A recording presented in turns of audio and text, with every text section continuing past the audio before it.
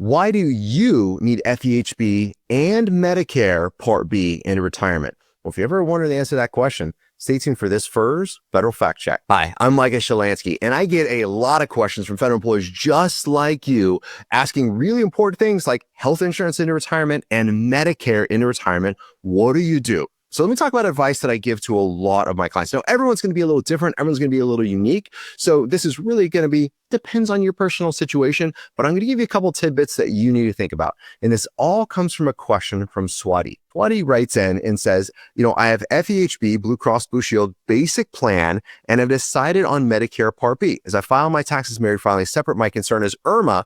IRMAA is that price that says you make, quote, too much money. You have to pay more for your Medicare.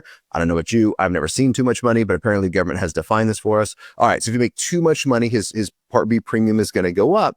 It says, my concern is my IRMAA, my cost for Medicare Part B becomes quite high as my income is most likely over $105,000. My max out of pocket is $75,000 with the federal plan. So why should I get Medicare Part B? I am healthy today. Does federal health plan cover less if I don't get Medicare Part B? Truly appreciate your help. And that's a fantastic question. And this is something we deal with all of our clients once they're turning 65 years young. We have a Medicare conversation. And here's about how it goes. Mr. and Mrs. Client, as we reach 65, you have a 7-month window to apply for Medicare. 3 months before your 65th birthday, the month of your 65th birthday, and 3 months after your 65th birthday. I generally recommend applying the month of because it's just the easiest to remember. Great news, it's pretty simple. Now, when we go to apply, there's a couple of things. One, about 6 months before you're 65, you're going to know 65 birthday is coming up because you're going to be inundated with mailers, with flyers, with all of these things about supplemental policies, all this extra stuff you need. 99% of that, just throw in the trash. It doesn't apply to you with your federal health insurance, right? So a lot of people like myself who don't have federal health insurance, let's just assume Medicare is there when I'm 65, right? So when I go to 65, I need Medicare A, B, C. I need supplements. I need Part D. I need all these things to make a comprehensive health insurance package. But you as a federal employee have FEHB, which is a great comprehensive plan, but we need to add a little to it. Number one, you're required to sign up for Medicare Part A as an alpha at 65 years young. Required isn't you have to do it. Now, good news, it's already paid for. You paid for it your entire working career. There's generally not an extra premium going forward. Then there's Medicare Part B, as in Bravo, which I call quasi-optional. You don't have to get, but you probably have to get. Then there's Medicare Part D as in Delta. Now, Medicare Part D as in Delta is the drug policy. Generally, I tell clients they don't need this. If your FEHB plan is covering you really good today, you probably don't need that Medicare Part D as in Delta. But let's jump back to that B and we'll get to D in a second. Medicare Part B as in Bravo. Why do I call this quasi-optional? Well, the reality is that what I have seen with my clients over time, and I'm going to pick on Blue Cross Blue Shield because this one particular client, it happened to him, is when he was 65 years young, I recommended he sign up for Medicare Part A and Part B. He goes, my God, I am paying for this Medicare Part B. I've had my federal health insurance for almost 40 years. It's a fantastic policy. I don't need to make any changes. I said, well, I disagree. You should get Part B because there might be a gap in your coverage in the future. And he says, no, I'll be fine. He goes in and gets shoulder surgery done on his left shoulder, comes out, normal out-of-pocket costs, nothing big. He goes, see, Micah, my FEHB is fantastic. I was like, Dave, that's great. I love that. Fast forward the clock 5 years later, he needs to get shoulder surgery done. He's now getting his right shoulder done, goes to the same doctor. He has the same health insurance. While he's checking out, they said, by the way, we're going to need a $15,000 deposit because your insurance won't cover A, B, and C. He's like, no. I got FEHB. This is the same coverage I had 5 years ago. I've already had this operation done. What do you mean it doesn't cover? They said, now that you're under Medicare, now that you're Medicare eligible, there's been a change in coverage. And because you don't have Medicare Part B, you have to come out of pocket in order to get this procedure done.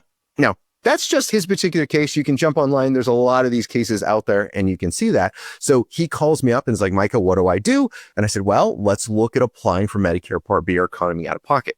If we apply for Medicare Part B, because we didn't sign up on time, there's a 10% per year permanent penalty you have to pay. Well, he waited 5 years, 10 times 5 is 50. It was a 50% permanent penalty going forward he has to pay for his Medicare Part B insurance. So when I'm looking with clients, this is a cash flow question.